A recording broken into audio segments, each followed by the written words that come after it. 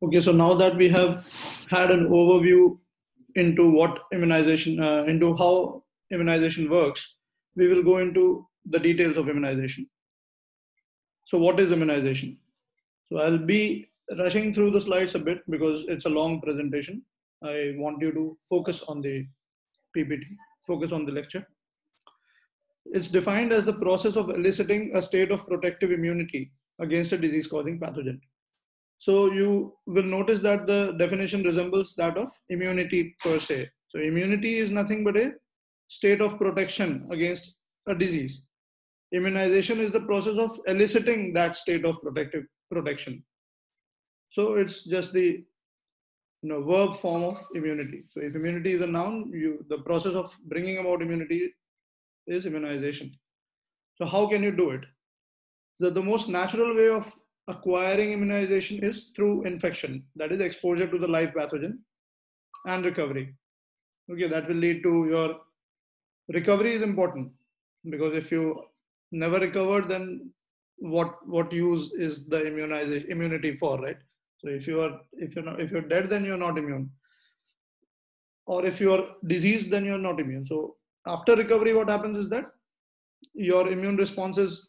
So when you are exposed, your innate and adaptive immune system will respond, and following recovery, your effector cells will undergo apoptosis, but the memory shall remain, right? The memory cells will remain.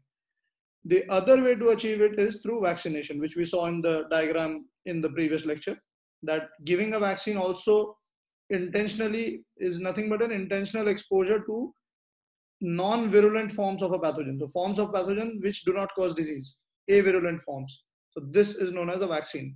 So when you expose them to vaccine, again, the innate system and the adaptive system gets activated. The process of immune response is accelerated.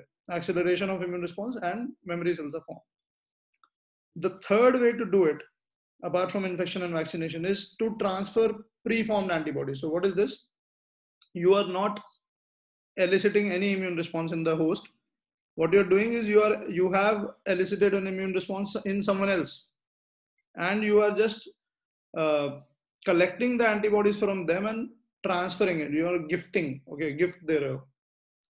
So transfer of preformed antibodies against a pathogen, but this will only provide a temporary state of immune protection because there is no immune system activation. Accordingly, there will be no memory cells formed. So here I have said that eliciting a long-lived state of protective immunity. So in that case, this form of immunization is only temporary. So this cannot be considered a foolproof method of protecting. It can protect you only for a short time. If you are re-exposed to that pathogen in the future, the protection is not guaranteed. In fact, you won't be protected. Example of this, the mother to fetus transfer of antibodies. But apart from that natural way, you can also inject antisera. So you'll see that in the next slide. So the first two, where your immune system is actually responding either to the pathogen itself or to a modified form of pathogen known as a vaccine. So these are active immunization methods. This one, of course, is a passive immunization method. So immunization can be reworded as administration of all or part of a pathogen. So that was your vaccination part, or preformed antibodies. So that was your passive immunity part, to elicit an immunological response that protects from disease. So all or part of pathogen, that is vaccine, provides active immunity. And preformed antibodies, which could be anti-serum. So serum contains a polyclonal mix. Some person who is immune to a disease, you collect his serum. So it will contain all the antibodies against various epitopes of that concerned antigen. So it's a polyclonal mix. Or you could give monoclonal antibodies. So all this are passive immunity. So again, the same thing, that you can acquire immunization through active ways or through passive ways. Active ways include infection or vaccination. Passive includes maternal antibodies, either IgG from placenta, IgA from breast milk, or monoclonal or any other antibody. Okay, serum, you can give either the whole serum, which will have polyclonal or monoclonal. So what is the essential difference between the two? Active immunization uses the body's own immune system to respond, whereas this does not. So it is simply passive transfer of antibodies. Negative phase, because the pathogen, either in case of infection or in case of vaccination, will initially infect the host, and that is your negative phase, wherein the immunity will be slightly low because the infection has to take root. Here there is no infection, so there is no negative phase. Okay, latent period. So now, because the immune system has to be activated, it will take some time, 4 days to 4 weeks. It can be a variable duration, but basically your innate system, your adaptive system has to respond. The naive cells have to become effector cells and memory cells, so it will take time. Here there is no such latent period involved. So you can see here that the passive immunization helps when you don't need uh, when you don't have the luxury of time. Okay, when you have time, you will prefer to go with active immunization because it has advantages. What is the advantage? That the immunity is long lasting, so duration of protection is long lasting. Here it will be short lasting, so this is an obvious disadvantage. But the advantage of passive immunization is that there is no latent period, there is no negative phase, so it will start instantly. But the disadvantage, you know, that the active immunity is long lasting, it will produce a strong secondary response, whereas here there is short lasting immunity, there is no memory, there is no secondary response. Okay, and finally, one more advantage of passive immunization is that if a person is immunodeficient, like those people suffering from genetic immunodeficiency diseases, or secondary conditions like HIV, cancer, steroid treatment, so they are immunocompromised. In those cases, if you give a live, if you give all or part of the pathogen, which we said was a vaccine, they can actually develop a virulent response to it. Okay, because see, my immunity is very low. Okay, and you are now trying to give me a modified form of the virus or modified form of the bacteria. I may not be able to mount an effective immune response against this bacteria or virus, and लेने के देने पड़ सकते हैं मुझे कि I wanted to have protection. Now this harmless virus itself has colonized my body, so I don't want that. Instead, what can be done is you can give antibodies, so this can be protective. So for immunodeficient individual, this is the mode. But overall, if you see, this is better protection, more effective. This has lesser protection, it is less effective, inferior protection. So we'll start with the passive immunization first, and then we'll move to active immunization. So like I said, it refers to protection provided by introduction of preformed antibodies. Could be of animal or human origin. Because when we started the process of passive immunization, you will see, we used to raise antibodies in animals. But gradually, since we realized that it was more allergic, more dangerous, so we shifted to human sources for antibodies. Example of human source, a natural human source is IgG placenta or IgA in the breast milk. The property of passive immunization is that it provides immediate protection, but it is not sustained. So how it provides protection? Just I'll take a moment to think how antibodies can help. So you know the modes of action of an antibody, right? Neutralization, complement activation, or opsonization. So once you have given an antibody, they can simply neutralize the pathogenic toxin, like an anti-tetanus serum containing antibodies to tetanus toxin. If I am exposed to tetanus toxin, I am given the anti-tetanus serum. So those antibodies will simply go and block those toxins. They will not allow the toxin to affect my cell. Or if I give hepatitis B immunoglobulin, so those antibodies will neutralize the virus, hepatitis B viral particles, and will not allow them to infect my cells. So they will protect, but the response is going to be short-lived. Okay, it won't last for a month or a year. It is not sustained. Immediate, but not sustained. Examples, natural example, placenta and breast milk. Artificial example, serum. Either you give serum, the whole serum from animal or from human, that is a polyclonal mix of antibodies. Or you can give monoclonal antibody produced through recombinant methods. And you can also give antibody fragments. So we'll see why instead of giving the whole antibody, you can also just use the recombinant DNA technology to make the FAB, the antigen binding fragment. Okay. Even the innate system can be passively transferred, innate immunity. So molecules called defensins have been recombinantly made and given to the host. So that is a special example that you can transfer. Instead of antibodies, you are transferring innate immunity. So von Behring and Kitasato were the pioneers in passive immunization and showed that immunity in one animal, like a dog, can be transferred to another, like human, by injecting serum from the first. So before vaccines and antibiotics were discovered, this was the only way to protect against fatal diphtheria or tetanus. So if you ask your grandparents, you will learn about the anti-tetanus serum. So what they did was, here the example I have shown snake venom, but the same you can do with tetanus toxin. So you can inject tetanus toxin in the horse or the snake venom in the horse. The horse will mount an immune response.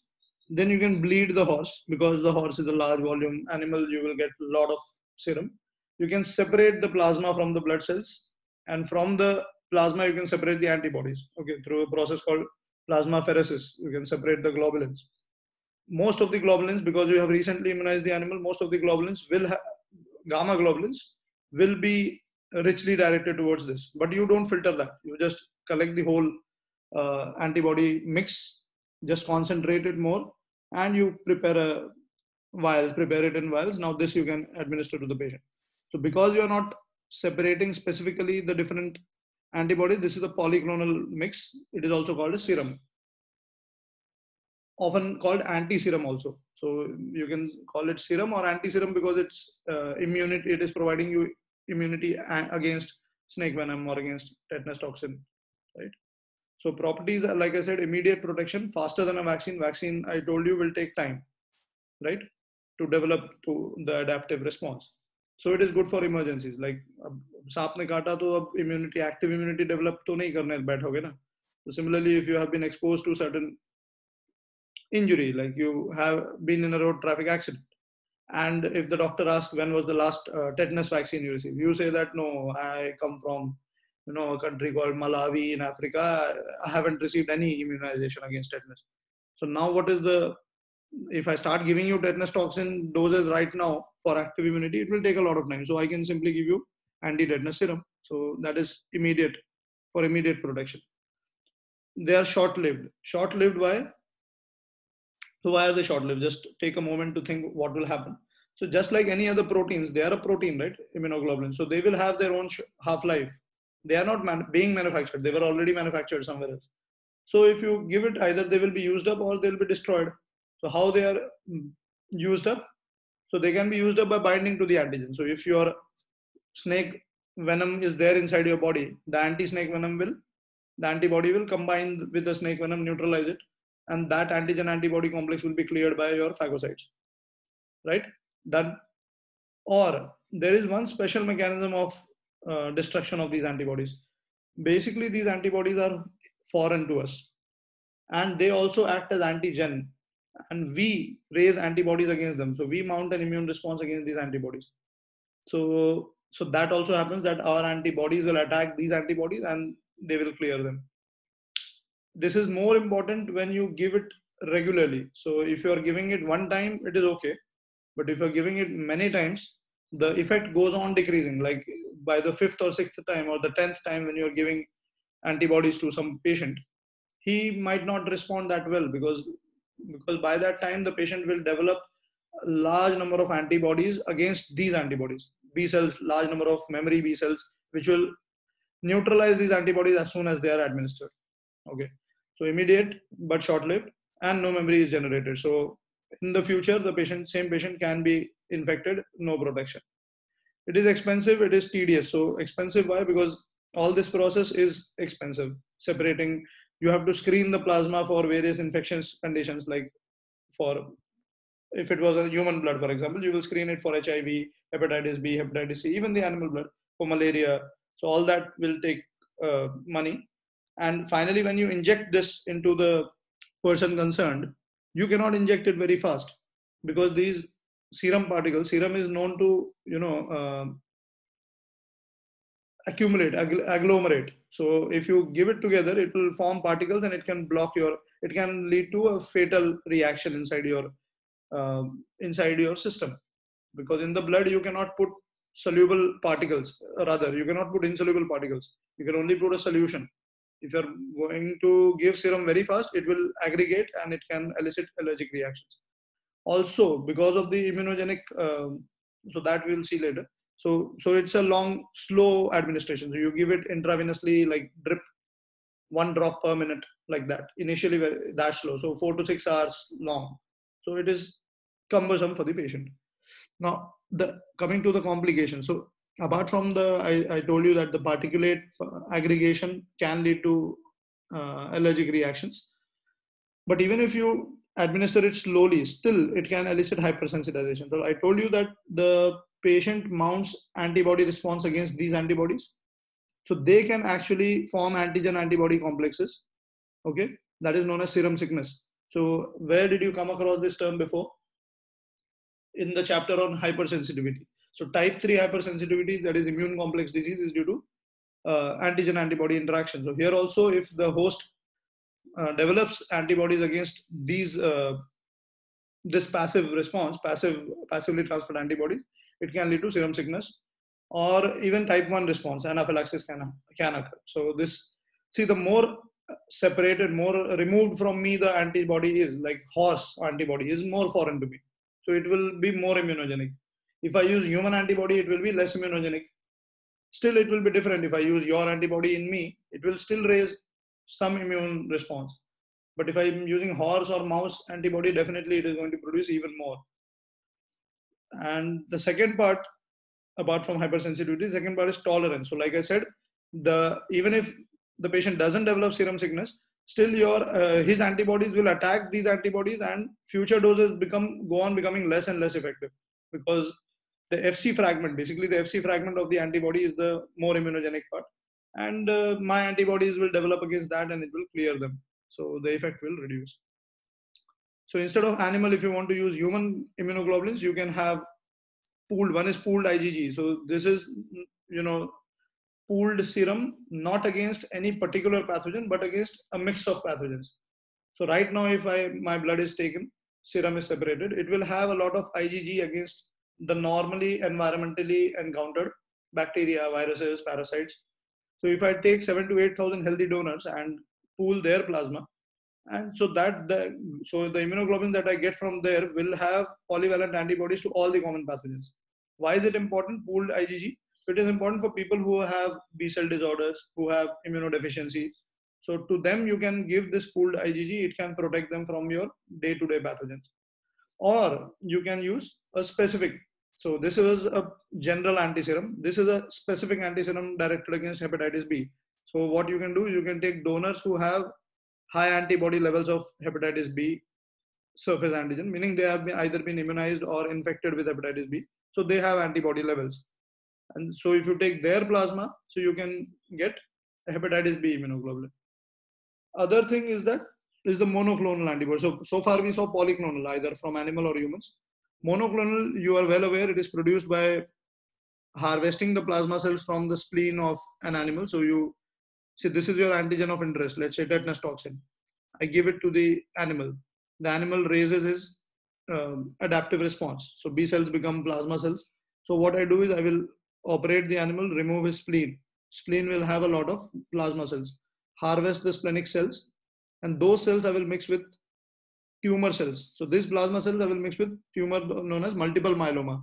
Multiple myeloma cells. So some of the cells of this will finally manage to fuse with this and give rise to a hybridoma. So whichever cell fuses with this, whichever plasma cell, that particular antibody will be generated.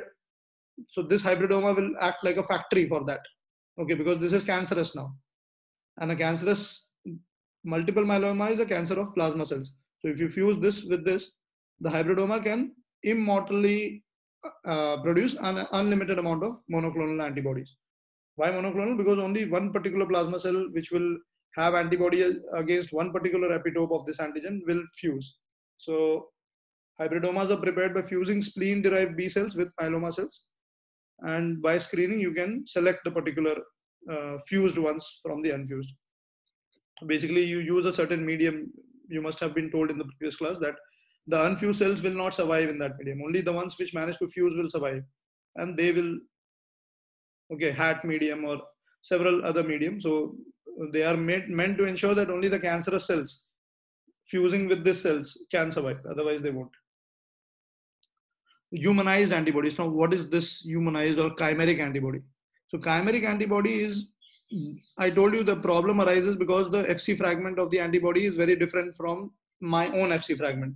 If I'm using an animal raised monoclonal antibody like this one, I can recognize it as foreign. Again, I can develop immune response against it. That can lead to serum sickness, that can lead to tolerance. So if I use a chimeric antibody, that means you're taking a mouse antibody, but you're replacing the Fc fragment by a human Fc fragment. The FAB fragment is kept intact. So here, what I'm doing is producing antibody fragments. So this can be done by recombinant DNA technology. You can have a fused gene. That gene will give Fc of human and FAB of mouse. Or you can go even finer. You can just give the CDR regions, okay, the regions on the FAB which recognize the epitope, complementarity determining regions, only that of the mouse, rest of the human.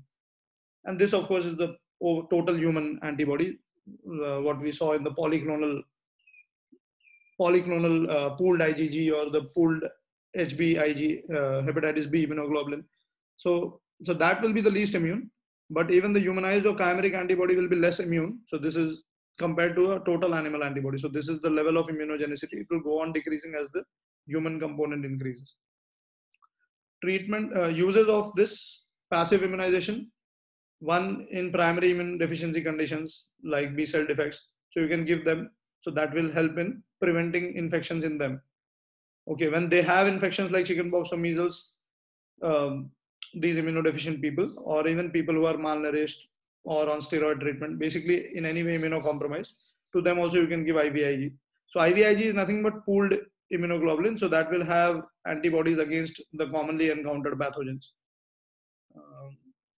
Immune thrombus, so this is an autoimmune disease condition, immune thrombocytopenic purpura. In this also IVIG can help.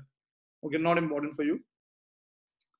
What is commonly, what you may have come across is plasma therapy for COVID-19. So COVID-19 patients who have recovered from the disease, their plasma can be pooled so that it will contain antibodies against the virus, and that plasma can be administered to critical patients. So that is plasma therapy. So it is a form of passive immunization. Of course, the more important applications are post-exposure prophylaxis following dog bite or snake bite. So you can give that. Okay. Even hepatitis B. So if you are an intern who is collecting blood and you accidentally prick yourself with some patient who was hepatitis B positive, and you pricked yourself, and now you are scared that you will develop the disease. Ideally, you should have been vaccinated. Okay, every one of you must get vaccinated before you reach your internship. But if you were not, in that case, the only protective way is to give passive immunization, immunoglobulin. Rarely pre-exposure prophylaxis. Generally, pre-exposure prophylaxis is by vaccines. It is not by antibodies. But if under special circumstance, like an army troop sent to a jungle, so they can take some passive immunization. Okay. Or in conditions where the pathogen can cause very fast death, like botulinum toxin, botulism. So you have to give. So these are some of the uses of passive immunization. Like we said, prophylaxis and treatment of tetanus, diphtheria. So anti-tetanus serum, anti-diphtheric serum, these are the most common, the oldest uses of antibodies. So they were also raised in horses. But now as you go in modern times, you will find only the human antibodies. So botulism, gas gangrene, snake bite, scorpion bite, varicella, that is your chickenpox virus, varicella zoster, rabies, hepatitis B, hepatitis A, measles, cytomegalovirus. All these can be protected or prevented prophylaxis, okay, by use of passive immunization. So now coming to active immunization. So active immunization is the one which is more important so when we talk of vaccines, we talk of active immunization. Why? Because it mimics the natural infection. What we saw in the first lecture, that the acceleration, the Batmobile accelerating through the tunnel. So acceleration of the immune response to develop memory cells, to develop antibody titers.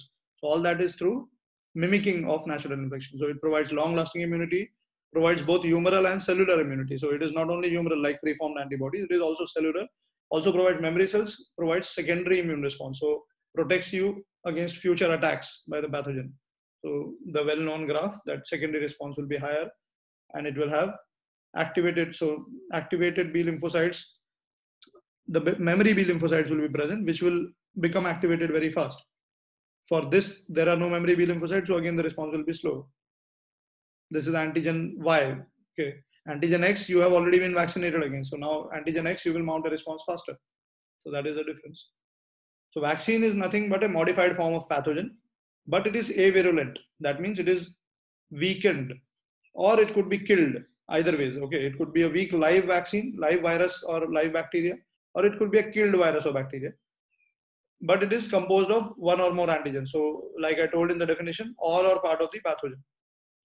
When administered to a previously unexposed individual, it will elicit a primary immune response, but does not cause the disease. So it will elicit the primary immune response, but because it is avirulent, non-modified pathogenic, it is weak or killed, it will not cause the disease. So primary response में कोई फर्क नहीं है. Okay, primary response वैसा ही होगा जैसे polio virus के लिए होगा, वैसे ही पोलियो वैक्सीन के लिए भी है. Because my body thinks the polio virus has arrived, but the virus itself is so weak that it will not be able to cause paralytic polio in me. Okay, it will cause only a mild infection. So primary response recognizes the agent as foreign, destroys it and keeps a record of it. That is your memory. The secondary immune response is the one which will protect you from the disease. So vaccine mobilizes the host immune system to recognize the pathogen and prevent further infection. So vaccines mimics the key immunological events that occur during a natural infection, eliciting a strong immune response without the risk associated with the disease, the pathogenic infection. So humoral or cellular, which one? I told you that it can, stimulates both. So there are some vaccines which predominantly stimulate the humoral immune response, like the Haemophilus influenza B. See, it depends upon what your goal is. So in case of influenza, okay, in case of influenza, your this Haemophilus influenza B actually causes meningitis. It's a very common cause of meningitis. So in these cases, you want that the virus should not be able to get a footing in your nose. So it goes through the nasopharyngeal route and then it causes meningitis. So you want high antibody titers. So you want a high humoral response because antibody should be present, which will neutralize the virus right at that point. Okay, and some like cellular immunity. So for some viruses, some pathogens, you need more of cellular response, like BCG. So BCG or Bacillus calmette-guerin is a vaccine used for TB. Okay, every one of you will have a small mark on your right arm, top of the right arm, or maybe the left arm. So that is your Bacillus calmette-guerin. So it protects against tuberculosis, but it does not really have a high antibody response because we don't carry antibodies against tuberculosis very high levels. Because tuberculosis is a very slow infection. So it will give you ample amount of time to mount an adaptive immune response. So only memory cells are important. Okay, but for this, for even influenza, so if you have influenza A or influenza B virus, so you need a high antibody response so that they will not allow the virus to settle. But for tuberculosis or polio, even if the infection sets in, it is not a problem, but you want that the body should fight it off later. So just remember that some vaccines elicit more of humoral response, some elicit more of cellular response, but most vaccines will elicit both humoral and cellular. So like I said here, that both humoral and cellular are activated because any natural infection will also do both humoral and cellular. Both B cell and T cells will be activated, right? So history of vaccination, you know that variolation was a process used where the Chinese and Turks in the 15th century, what they did is that they will allow the crust of smallpox. Once the pustule has kind of dried, they will take the crusts and they will insert into another person, a healthy person, into small cuts in the skin, or they will be inhaled. Okay, this process was called variolation. So that person, the new person, will develop a mild infection followed by protection. So this was well known and it was being practiced. Unfortunately, the effects were very unpredictable. So sometimes that person will develop a severe reaction. Sometimes he will develop a full-blown smallpox. Even death was observed. So I am a healthy person. Okay, my child is a healthy person. Now, will I allow the doctor to do something on my child that will lead him to develop smallpox? You think on your own. So it is very difficult to accept such a procedure which is so hazardous, so unsafe. Okay, so this was what was being practiced. 30% cases. Okay, this is about smallpox as a disease, that it is very fatal and it has permanent disfigurement. So it fits the criteria for making vaccines. So you want to develop vaccine against such a disease, but this is not the way. So this was being practiced. What Jenner, so enter Edward Jenner, he saw that milkmaids who had suffered from cowpox were immune to smallpox. So he decided that, okay, let's see, by injecting cowpox pustule, instead of using smallpox dried crust, he used cowpox pustule and inoculated an 8-year-old boy. Inoculation means using a solid needle. He's just pricking the skin, tattooing, like tattooing on the skin. So he's tattooing it with the cowpox pustule fluid. So because you are using fluid, it is called inoculation. This process is called inoculation. There it was called variolation. So he did that, and then he intentionally infected. So this is a big deal. Nowadays we can't do such things, but he intentionally infected him with smallpox, and the boy survived. He did not develop the disease. So he called this inoculum a vaccine because cow means vaxa in Latin. Okay. So you can see here variolation where you will use the dried crust from smallpox pustule on a patient. It can lead to unpredictable responses. It will definitely develop a severe reaction, but it can also lead to full-blown smallpox and death. Instead, his process, the inoculation, only produced a mild reaction, which was acceptable. Okay. What Pasteur did, so Pasteur had grown fowl. So this happened 100 years later after Jenner. No, yes, nearly 100 years after Jenner. So he had grown the fowl cholera bacterium and injected them in culture. So he is the originator of the germ theory of disease. Okay. So he found out that, okay, fowl cholera is caused by this bacteria, let's grow it. And he showed that, okay, this when he injected it, the chicken developed cholera and died. Now he went on a summer vacation and he returned, and he injected the same old broth of cholera to a healthy chicken, but they couldn't develop the disease. He thought that, okay, this culture was old. Okay. So he prepared a fresh culture. Now this fresh culture he injected into this set of birds, which he had previously injected, and also to a fresh set of bird, normal healthy bird.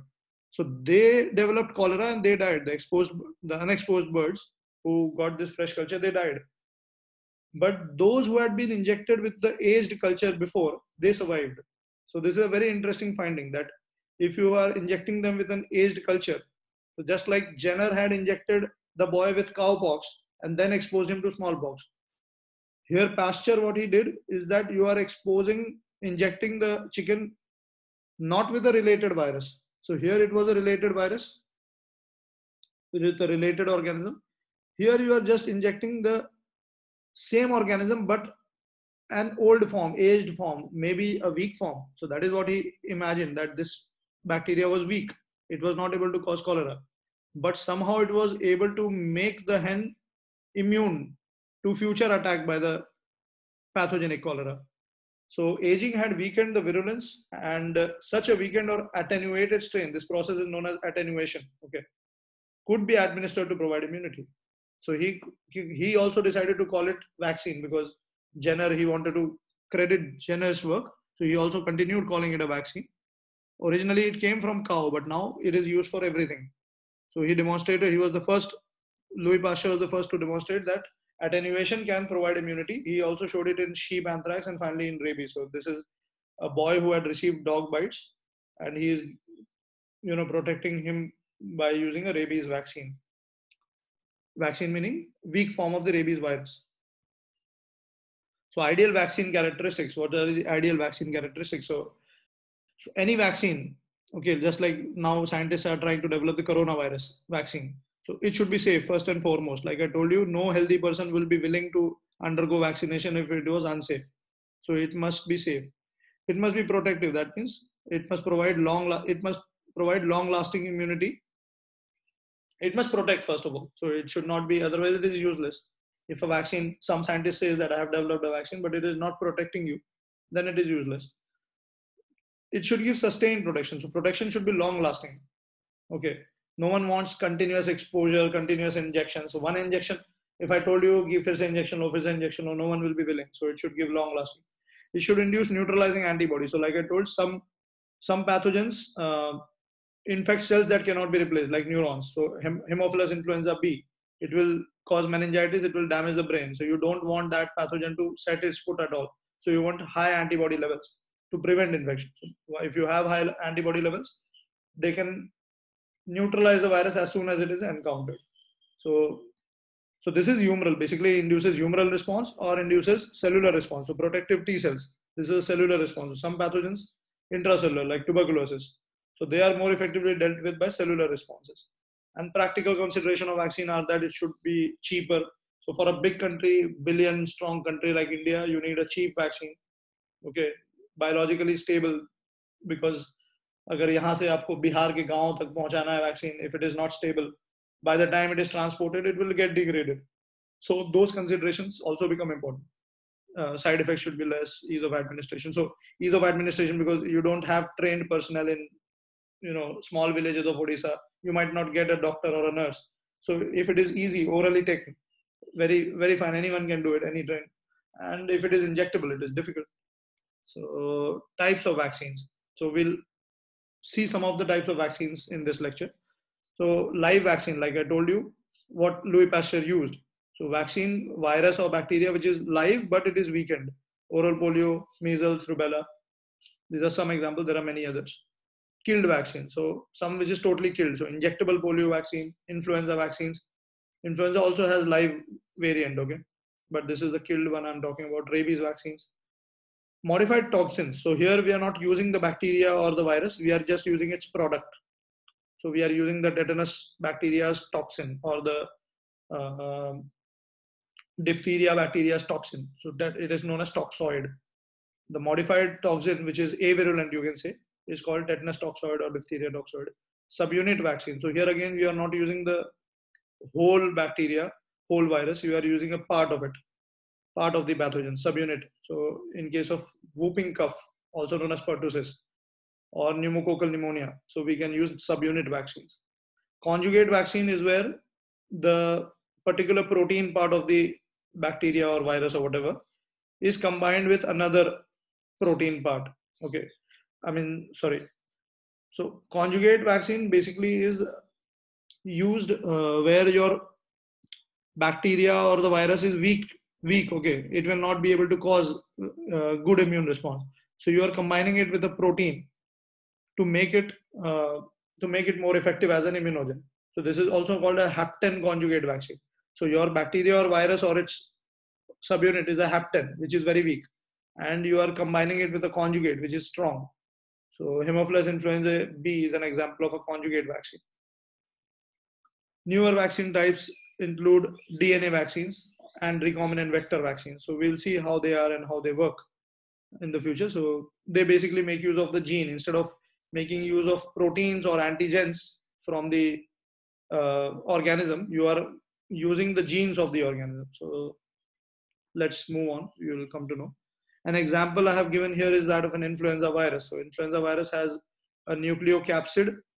So meaning this is has an envelope and the nucleocapsid. So the envelope contains several proteins, enveloped RNA virus. Okay, so it has RNA inside and an envelope outside.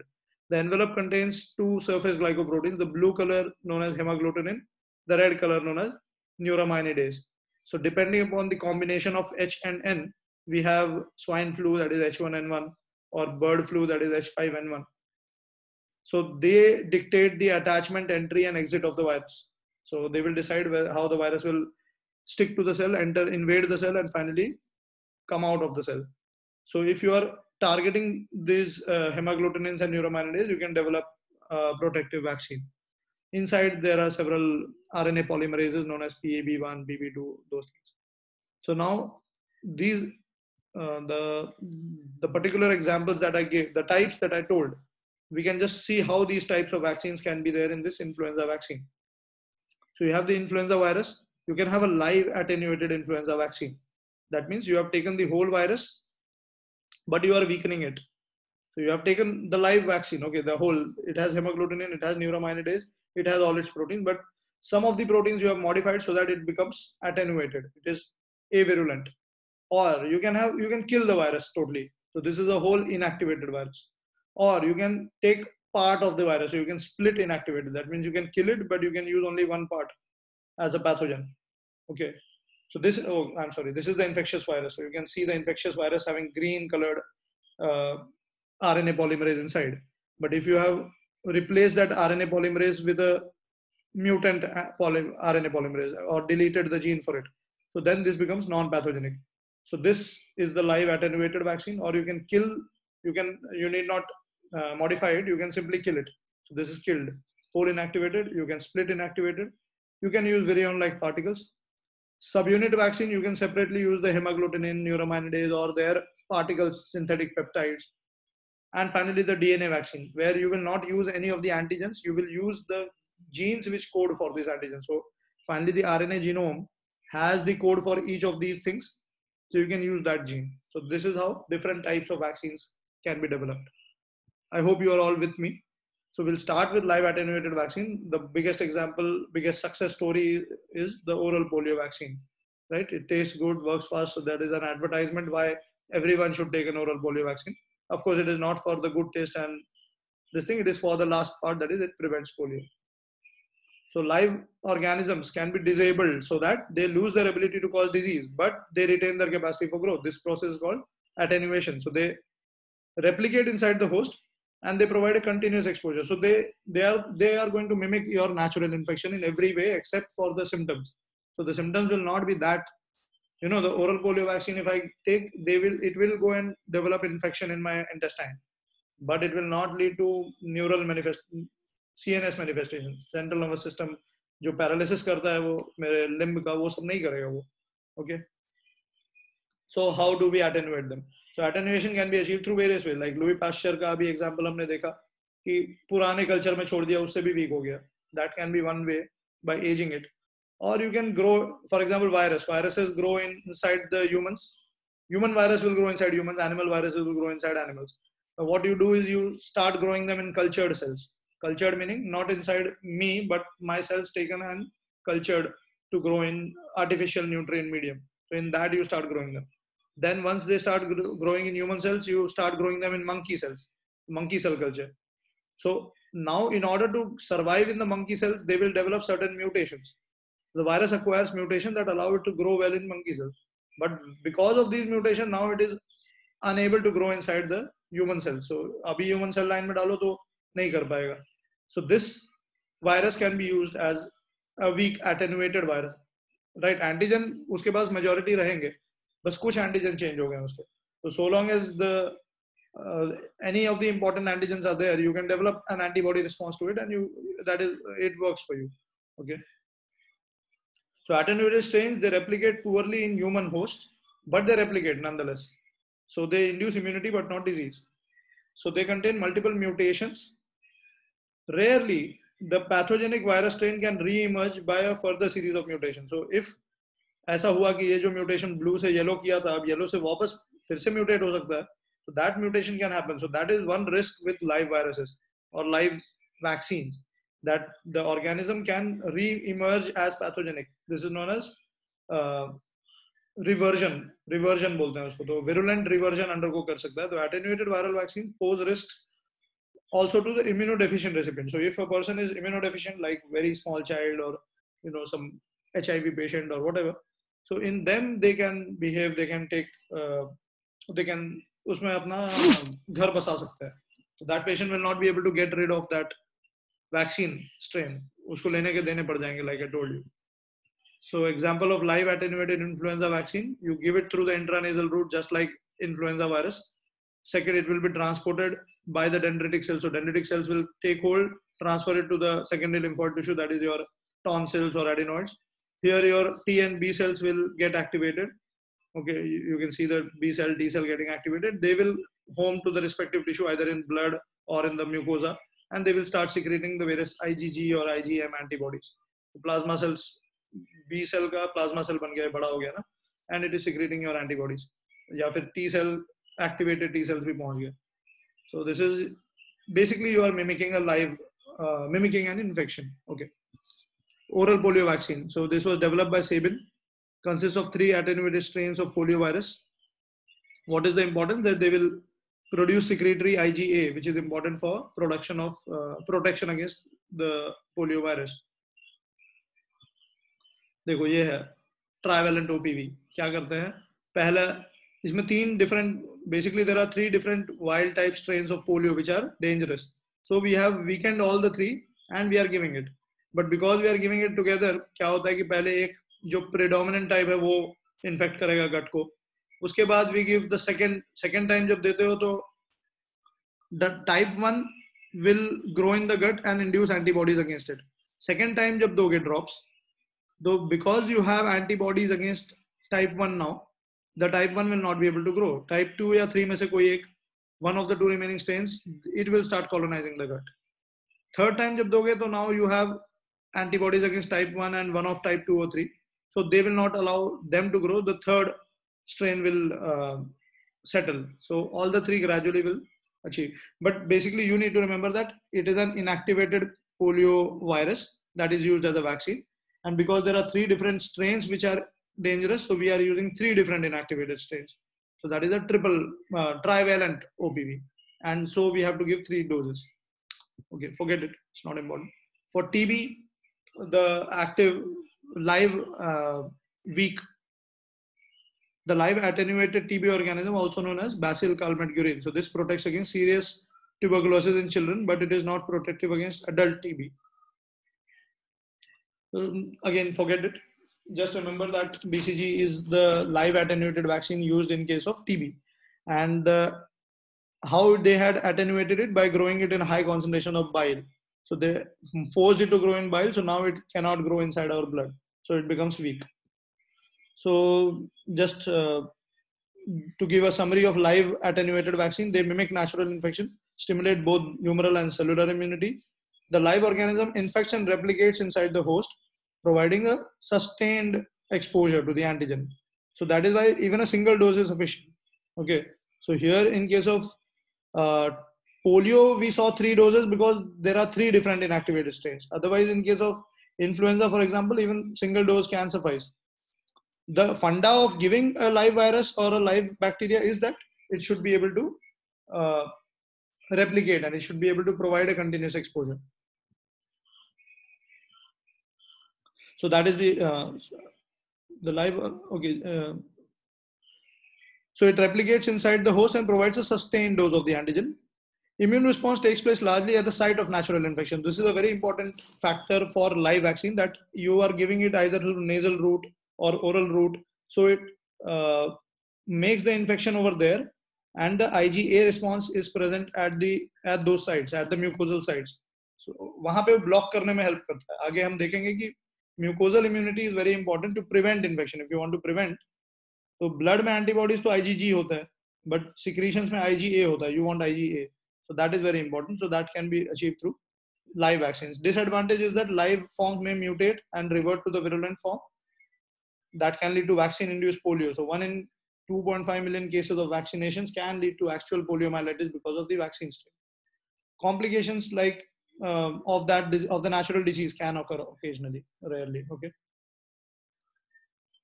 You can use genetic engineering techniques for attenuation. So instead of attenuating by growing it in bile or by growing it in non-human cells, you can also attenuate the virus irreversibly. क्या करोगे कि gene उठाओ, जैसे ये influenza virus था, influenza virus का तुम polymerase gene को म्यूटेट कर दो. So by selectively removing the genes necessary for virulence, you can mutate them and you can keep the rest. So attenuating mutations can be introduced into the polymerase protein, and then you can substitute it with the hemagglutinin, neuraminidase and all that. So that will also give a live attenuated vaccine. So basically attenuation का method पे depend करता है. यहाँ पे हम genetic तरीके से attenuate कर रहे हैं. Okay. So now coming to the killed vaccine. So the inactivated, now coming to inactivated or killed vaccine. So here you can see Jonas Salk holding 2 bottles of the culture he used to grow polio vaccine. So he was the gentleman responsible for the discovery of the killed polio vaccine or the injectable polio vaccine. So the live polio vaccine, which you previously saw, is known as the Sabin's vaccine, whereas this is known as Salk's vaccine. So the simplest way to make a pathogen safe for use is killing it, right? No.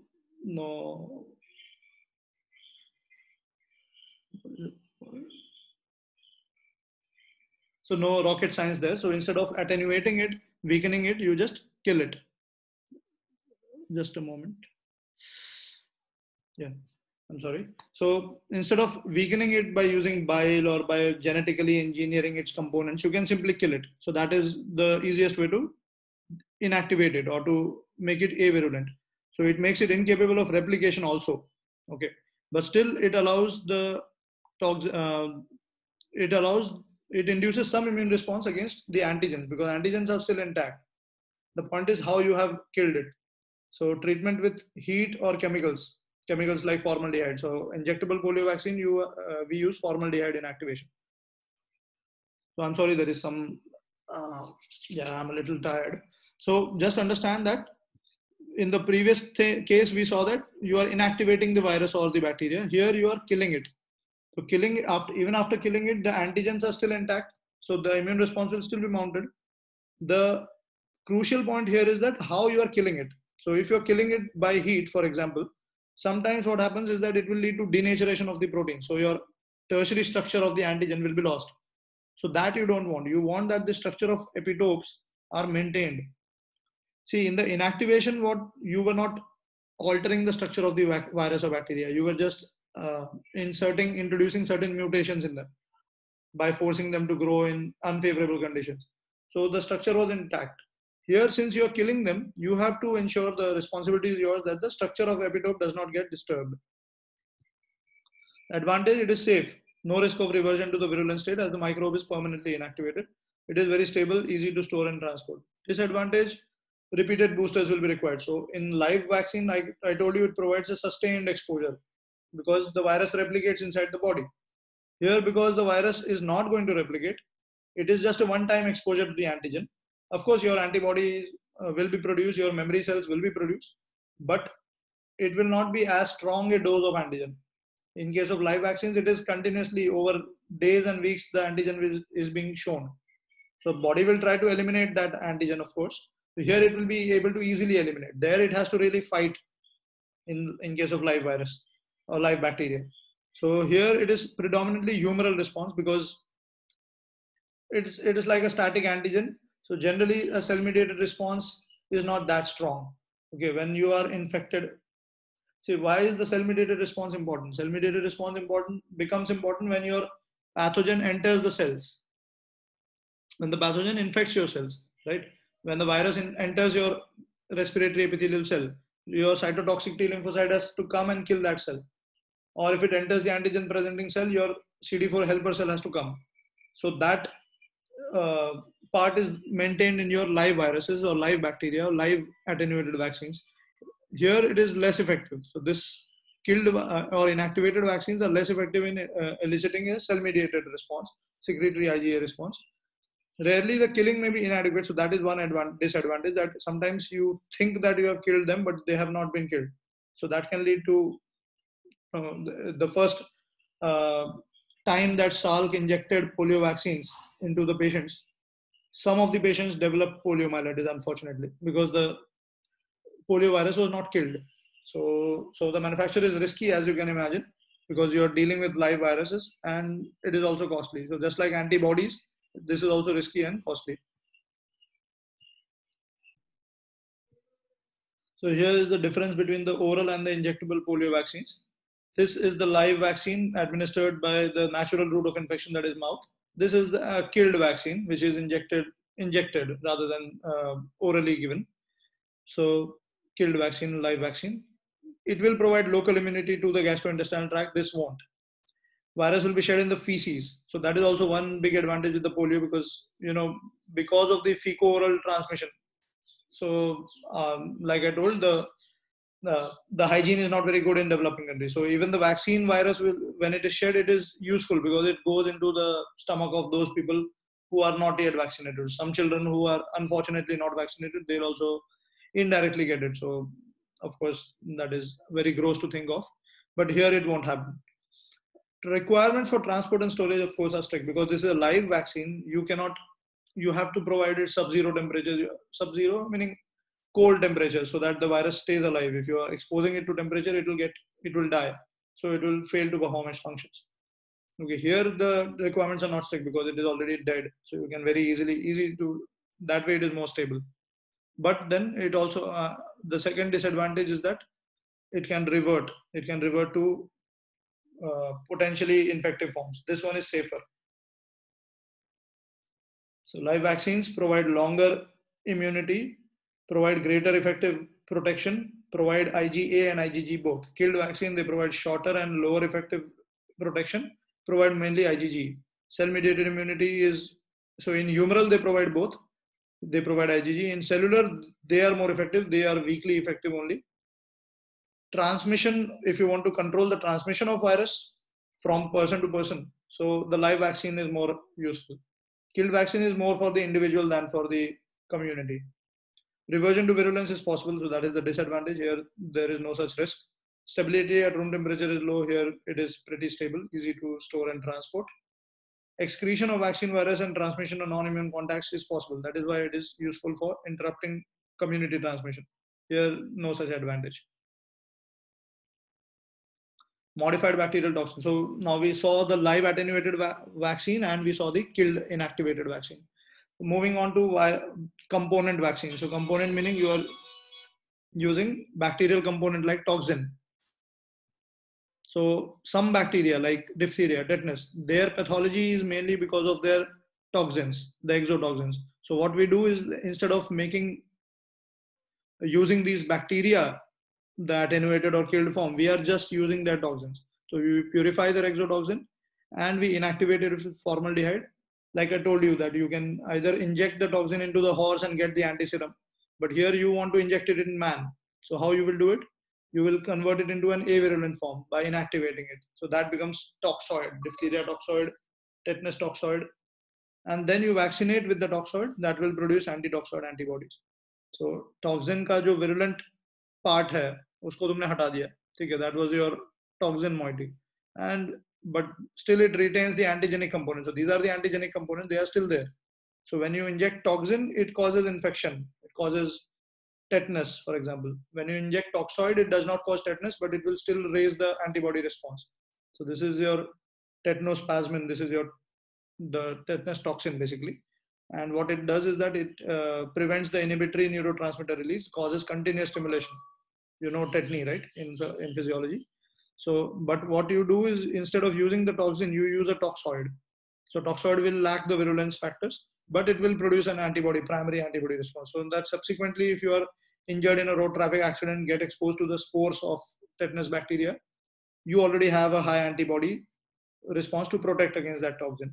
So here we are not making use of the tetanus bacteria per se, we are only making use of its toxin. So this is toxoid. Again, the conditions used during the production of toxoid vaccine. So like I said, formaldehyde se treat karke बनाओगे या heat se treat karke बनाओगे, they should be closely controlled to avoid modification of the epitope structure. So just like your heat inactivated or killed vaccine, your epitope structure should be intact. तो वो affect नहीं होना चाहिए, वो affect होगा तो आपका immune response अच्छा नहीं बनेगा. Antiserum can be used as passive immunity. So ये वही बताया कि अगर आपने horses वगैरह में use किया तो antiserum मिलेगा, तो that also can be used. Multiple TT boosters are required. So just like live vaccine में एक ही बार देना होता है, killed में multiple time देना होता है, toxoid में भी multiple time देना होगा.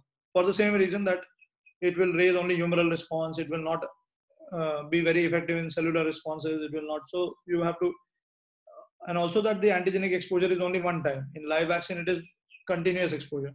Yeah, one time exposure. Subunit vaccine मतलब जैसे हमने इन्फ्लुएंजा का देखा कि हेमोग्लूटिनिन को अलग कर लिया, न्यूरोमाइनिडेज को अलग कर लिया. So here also you can just remove these subunits and give them. So these are especially important where, see, the whole parasite or the bacterium contains many antigens which are not really concerned with the immune response. So उतना सारा देना ही क्यों? Some of them may actually suppress the immune response or some of them may provoke hypersensitivity. So these are the problems with giving the whole of the pathogen. What you can do is you can give only part of the pathogen which is important for immune response. So vaccination with the isolated protective antigens can avoid these complications. So use only the specific purified molecules derived from the pathogen. तो इसमें से सिर्फ अगर ये immunogenic है तो ये अलग करके दे दो, पिंक वाला दे दो, ग्रीन वाला दे दो. Okay, this is human papilloma virus and these are the subunits.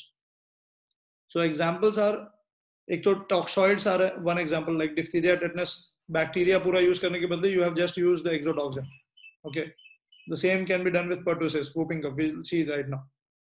Or you can use capsular polysaccharides. So there are pneumonia causing organisms like pneumococcus or meningitis causing meningococcus, H influenza, typhoid. So they have a polysaccharide capsule around them. So that capsule is the part to which you need the immune response. So you can use that subunit itself. So we'll see the pertussis vaccine. So whole cell pertussis vaccine पहले देते थे. Okay. Whole cell 1940s से whole cell pertussis vaccine दिया जा रहा था, but उसमें बहुत सारे side effects observe किए जाते थे. They were not very dangerous, but there was redness, pain, swelling, fever, crying. So in 1970s, somehow there were rumors that it can cause brain damage, and people started to boycott. So look, people said that we won't take this whole cell vaccine. And because of that, there were outbreaks in the community in United Kingdom, in America. So there were outbreaks. So the scientists tried to develop a safer pertussis vaccine.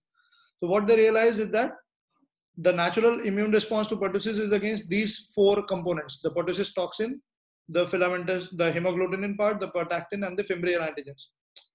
Nothing, you don't need to remember anything. I'm just explaining that there are certain components to which the body produces immune response. So they decided to use this pertussis toxin. So the acellular pertussis vaccine basically contains the purified pertussis toxoid. Nothing fancy, just like you saw in the previous section of diphtheria and tetanus that we are using toxoid. Here also we are using the pertussis toxoid. But prior to that, we were using whole cell pertussis vaccine. Now we have started using only a part of it, pertussis toxoid, which is inactivated using chemical or genetic methods. And some vaccines may also contain these in various combinations. But they found that acellular vaccines were safer. So this was the whole cell vaccine. Okay, this is the diphtheria, tetanus, pertussis, triple vaccine. We also call it the triple vaccine. You saw in the immunization schedule of India. So diphtheria, tetanus का toxoid है and pertussis का whole cell है. This is DTP. इसमें है diphtheria, tetanus के toxoids. Tetanus हो गया, I'm sorry. And pertussis का acellular, that is the pertussis toxoid also. So these vaccines were found to be as effective as the whole cell vaccine, but lacking its side effects. You can also produce it through recombinant methods. So any of your components, okay, like for example, hepatitis B ka surface antigen hai, HBsAg. Instead of using the whole hepatitis B virus, what do?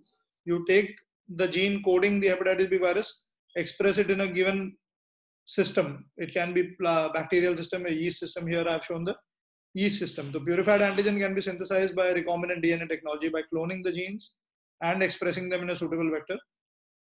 क्या करते हैं कि basically hepatitis B surface antigen का gene को yeast में डालते हैं. There are huge fermenters in which the lot of yeast are grown, and then all those yeast cells are harvested, disrupted, and you take out the hepatitis B surface antigen, separate it, and give it. So this is the pure protein. Okay, recombinant DNA technology is a produced protein. Hai? So and that is being used similarly. So these are all examples of subunit vaccines. See, you are not using the whole virus, you are not using the whole bacteria, you are using a purified product of that bacteria or virus. You can either separate it directly or you can make it through recombinant DNA technology. Now, what are adjuvants? So adjuvants, some vaccines based on peptides or purified proteins, like here a pura virus ko nahi de rahe na, we are only giving purified protein. So there they fail to mimic the real infection. Okay, because it's not a real virus, you are only giving one part of it. So such components, they require additional components. So they require certain additional components. These components are known as adjuvants. So they are defined as substances which enhance the immunogenicity of antigens. So tetanus toxoid per se is not immunogenic, but when you combine it with aluminum salts known as alum, it becomes very immunogenic. So most common adjuvants are the alum salts. Also, pertussis toxin itself has adjuvant properties that can be used. Freund's complete adjuvant is another adjuvant which is used in animal experiments. Some other bacterial adjuvants include killed Bacillus pertussis or bacterial polysaccharides. So these are just some examples. What you need to remember is that some vaccines fail to induce a real infection. Fail to mimic the real infection. So they require additional components. Such components of vaccine which are defined as substances that enhance the immunogenicity of antigens are known as adjuvants. So you can see here the antigen alone doesn't produce a very effective immune response. But when that antigen is given along with the adjuvant will adsorb, let's say the aluminum salts, they will adsorb the antigen on its surface, and they produce a more effective immune response, more effective protection. Now coming to conjugate vaccines. So these are also example of subunit vaccine. Okay, everything is subunit vaccine except for the live vaccine and the killed vaccine, which were whole cell vaccines. The remaining everything we are discussing are subunit vaccine, whether it be the toxoids, whether it be acellular pertussis or recombinant purified protein. Here we are talking of conjugate vaccines. So conjugate, why? I told you hapten conjugate vaccines. So example, pneumococcus, meningococcus, H. influenza, these are all capsulated bacteria.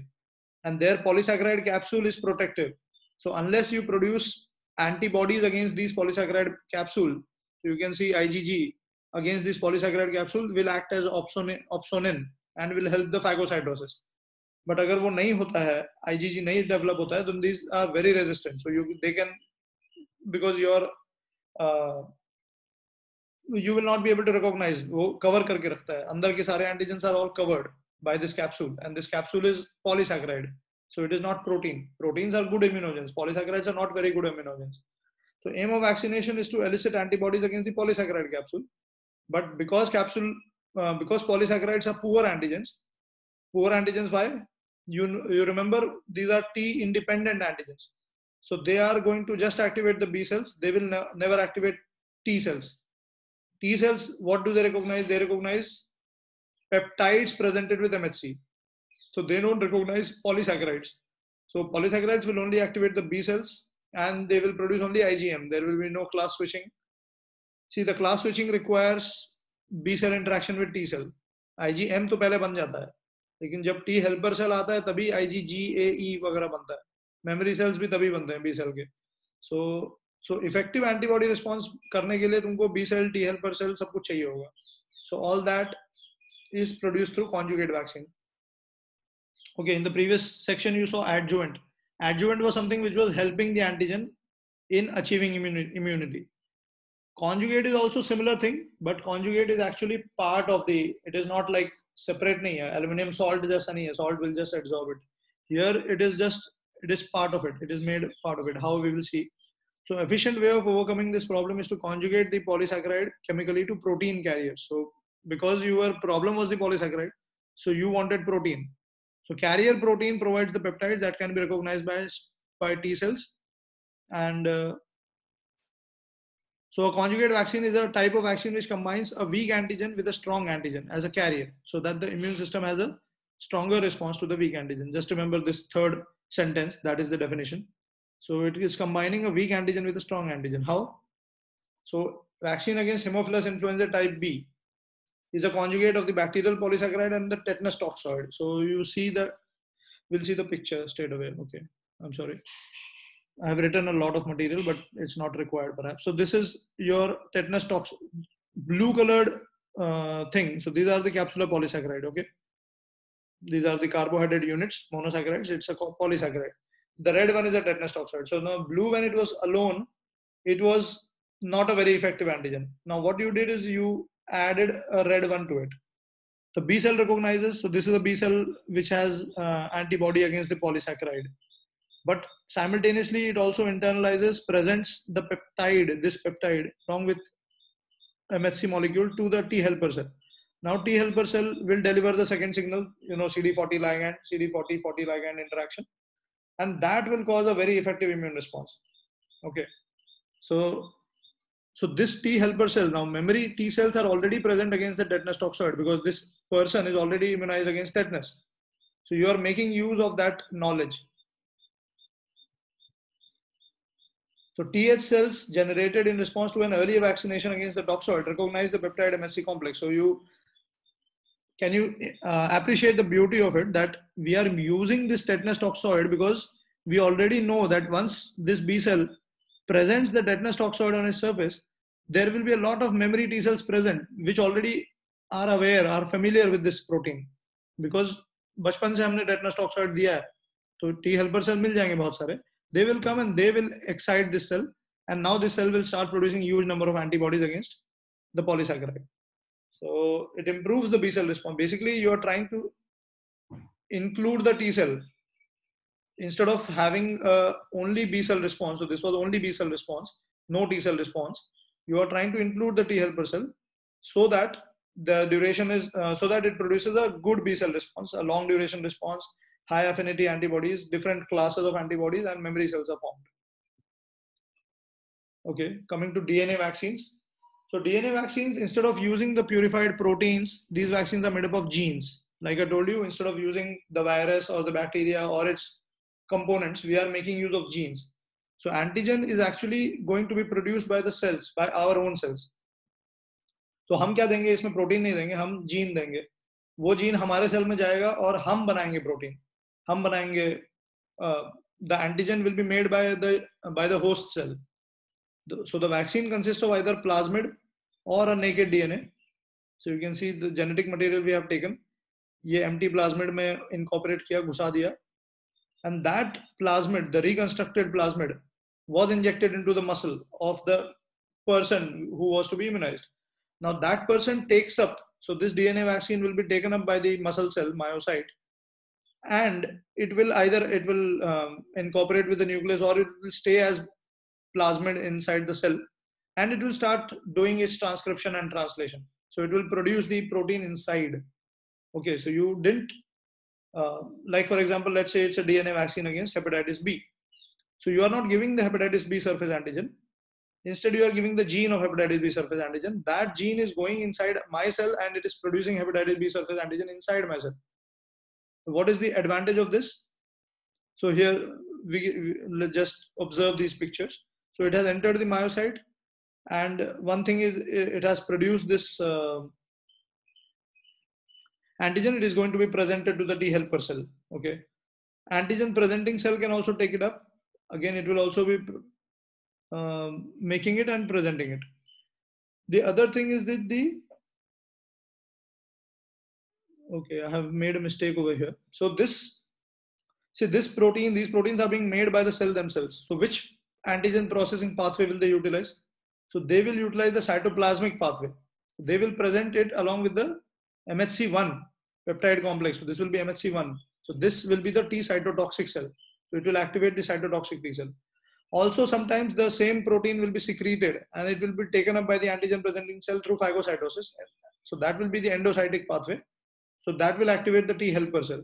So both T cytotoxic, here it should be TC, and the T helper, here it should be TH, can get activated because both antigen processing systems can be used, either the cytoplasmic one or the endocytic one.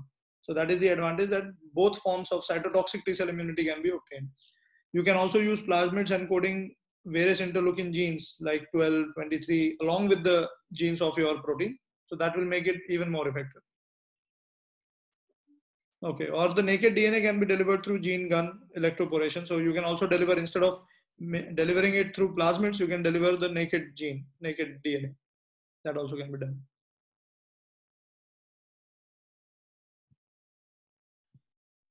Another way of delivering the DNA, apart from plasmid or naked DNA, is that you can use vectors like, so instead of using a plasmid, you are using a virus or a bacteria as vector. So you can do that as well. So if you're using a virus, you can, for example, there is an influenza virus vaccine available, which is a live attenuated influenza virus. In that, you can incorporate your gene of interest and that can be delivered. So you have a virus vector like adenovirus, alpha virus, and you have whatever gene you need and you incorporate that. I think these things are not required for you.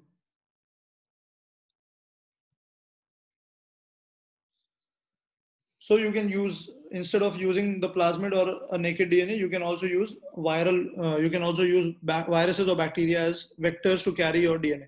Just understand that you are, instead of using the antigens, you are making use of DNA. So DNA vaccines advantages, because the protein is synthesized by the host cell themselves, it can be presented with MHC1 complex and it can excite the cytotoxic T cells. Provides a sustained continuous antigen exposure. So it behaves like an infection, like a live virus. right? Because like a live attenuated vaccine, and it engages both humoral and cellular immunity. But there is no risk of virulent reversion. So, like the live virus carries a certain risk of again becoming pathogenic, here there is no risk because most of the genome will be missing. Only a single or maybe a few genes will be used. Also, DNA is much more stable in protein, so stable than protein. So you can use the DNA, you can store it very easily, you can transport it very easily. So those are some of the advantages. What is herd immunity? So we are coming to the concluding part of the lecture. So we have discussed the various forms of various forms of vaccines: live attenuated, killed inactivated, subunit vaccines, examples being toxoids or conjugate vaccines. And then finally, we saw DNA vaccines. So DNA vaccines, instead of using the protein antigens of the bacteria or viruses, make use of DNA or genes. And these genes enter our cells and we actually make those antigens, so that we are making it through an endocytic pathway as well as through the cytosolic pathway. So we are activating both cytotoxic and T helper lymphocytes. So that produces a more effective thing. So now this is an important part which you must understand. What is herd immunity? So you can see here there are a few susceptible people and the rest people are all protected. So blue color this is the whole population, let's say population of Bathinda. So the blue color people are all who are protected against the disease. The red ones are those who are susceptible to the disease. So herd immunity says that because of these blue people, the red people will be protected. More the number of blue people, the better protection to the red people. So how is that achieved? So it refers to the protection conferred to the unvaccinated or susceptible individuals of a population due to vaccination of others or due to immunity of others. So you can just replace the term vaccination by immunity also. So refers to protection conferred to the susceptible or unimmunized individuals from immunization of others and a reduction in the natural reservoir for infection. So it is a measure of the collective immunity of the population, so as to keep the transmission low. So what happens is that, let's say an individual, let's say I get immunity. How? Either I get infected or through vaccination. So now I'm protected from infection. Okay, I'm immune. But the other advantage is that now, because I cannot harbor the infection, I also stop becoming the source of infection for others. So not only am I protected, but also I can't pass the disease to others. So I'm less of a threat. So when a critical percentage of the population becomes less of a threat, if critical percentage of the population becomes blue, then these people, these blue people, will serve as a buffer for the unimmunized or the red people among them. So how you can see in these pictures. So this is the population where everything is red, everything is susceptible. Okay, a new pathogen comes like coronavirus. No one has any memory B cells against the coronavirus. Everyone has only innate defenses. So, but no adaptive defenses. So everyone is susceptible. No vaccination, no prior infection. This is a new pathogen, novel pathogen, no herd immunity, the huge outbreaks. Okay, pandemic, epidemic, pandemic, like that. So these are susceptible. This is like the red, and vaccinated, these are like the blue. So now you have vaccinated a certain population, but a certain population is still susceptible. So some vaccination, community clusters exist where total cluster is still susceptible. So in those susceptible clusters, there will still be large outbreaks, even though herd immunity is there to some extent, but there are community clusters which are totally unprotected. So there will be again large outbreaks. Here there will be huge outbreaks like epidemics and pandemics. Here there will be large outbreaks. Now third case, where you have vaccinated some vaccination but equally distributed. So entire population is more or less covered. You have some susceptible individuals like he is susceptible, he is susceptible, he is susceptible, he is susceptible. These two are susceptible. So can you see the beauty of it, that because he is susceptible, he can transmit it to him. He can't transmit it to him because he is protected. Now he is susceptible, but he is not around these people. Okay, he has some susceptible individuals, but then he cannot reach them. So let's, for an example, take that I am a susceptible individual, but my mother, my father, my brother, and my neighbor, and my friend in school are all immunized. So can I pose a threat to them? I can't. And because they are a buffer, so even if they have, like my school friend's brother, if he is vulnerable, he is not immunized, but I am not approaching him. I am approaching him through the immunized person. So it stops. So even if he wants to transmit it to this guy, he can't because he is not in reach of him. So these immunized people act as buffers, right? So as the number of individuals who can harbor and spread an infection decrease, that is, as the number of vulnerable individuals decrease, people who can be a threat, the chances that the susceptible individuals will become infected also decreases. So example के तौर पे ले लो कि 90 people out of 100 in a room are immune to measles. Automatically, the other 10 people are not likely to get the disease. Okay, but if this number drops to 80, now the remaining 20 people will have a higher chance of contracting measles. So this is a fall in the herd immunity. Okay, why is herd immunity important? Because there will always be members in the population who are vulnerable. Okay, who are very old, very young, immunocompromised, HIV, cancer. So there are, you will see, immunization is not never 100% effective. First thing. Okay, I didn't write that point, but vaccination is never 100% effective. So in some people, even though you vaccinate them, they might not develop a protective immunity. Secondly, vaccination doesn't reach everyone. So in countries like India, we saw in the first lecture that only 70% population is vaccinated, 75%. The remaining are still unvaccinated. And third, there will always be some people like immunodeficiency disorders, like HIV, cancer. So they cannot be given live attenuated vaccines. Okay, they cannot be given certain vaccines.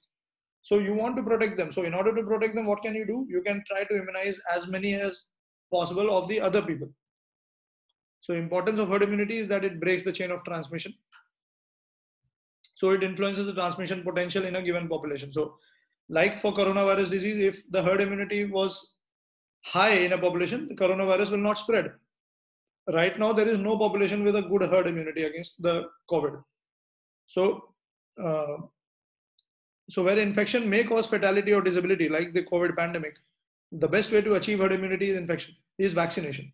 See, herd immunity can also be achieved through infection, but now you cannot rely on infection कि सबको infect होने दो.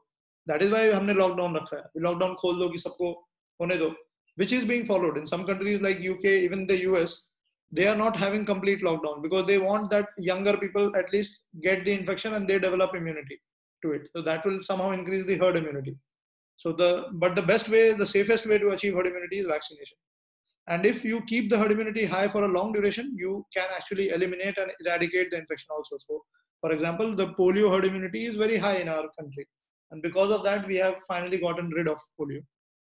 So one last point about route of administration. I already told you that the mucosal route is more important because most pathogens come through mucosa, either gastrointestinal, respiratory, genital, example, sexually transmitted infections, cholera, typhoid, or pneumonia, influenza, all that. So protective immunity stationed at these point of entry will be more effective rather than IgG in the blood. You don't want IgG in the blood, you want IgA in the mucosa. So not only, so in these mucosal surfaces, you have the mucosal associated lymphoid tissue, MALT. So you want to activate that. So traditional vaccination using injections does not produce IgA response. It mainly produces IgG, which is less effective. Also, injections have other disadvantages, like they are expensive. You need sterile needles, sterile syringe. You need a trained injector. Mass vaccination is laborious. So it is always better to have a natural route to administer through the natural route. Okay, instead of injection, you use the natural route like nasal or oral or like that. Okay. So summary. I know in the middle it was a little confusing because I had packed a lot of information. I'm sorry for that. But in summary, a state of immunity can be induced by passive or active immunization. Okay. So immunization, I told you, is the process of eliciting a protective response against a disease.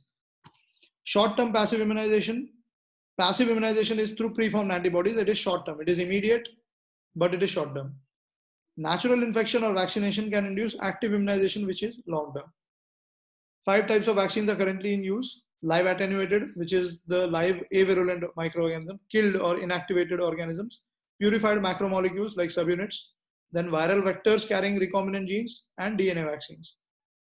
Live vaccines, whether it is attenuated or through viral vectors, that also mimics live vaccine, right? I told you that viral vector में एक gene डाल दो, वो भी एक live vaccine की तरह अंदर multiply करता है. So they will induce both humoral and cell-mediated immunity, they will offer better protection. Isolated protein components can be used to create effective vaccines. So for example, you can create tetanus toxoid through recombinant DNA technology. So especially when the toxic effect of the pathogen are due to discrete protein products. Polysaccharide and other less immunogenic vaccines may be conjugated to the more immunogenic proteins to enhance the response. DNA, coming to DNA vaccines, plasmid DNA encoding introduction into the plasmid of a DNA encoding protein antigens from a pathogen can be used to induce both cellular and humoral responses. What are adjuvants? Adjuvants like alum salts, they are substances which added to vaccine preparation enhance the immune responses.